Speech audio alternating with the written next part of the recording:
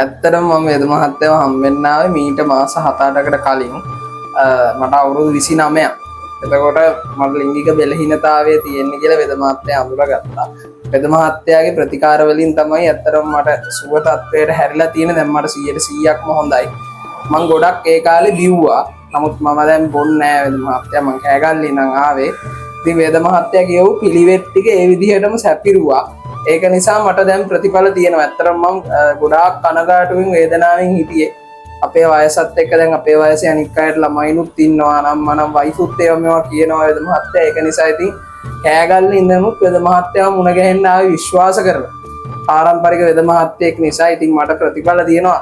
වෙද මහත්තයාට බොහොම පිං කියලා තමයි කියන්න තියෙන්නේ. උදේට ගෙන්න ගන්න බලාපොරොත්තු වෙනවා නම් රුපියල් 5000 හෝ 5000ට වැඩියෙන් ගන්න ඕනම නිෂ්පාදනයකට ඔය ලංකාවේ කොහේ හිටියත් ඩිලිවරි ෆ්‍රී.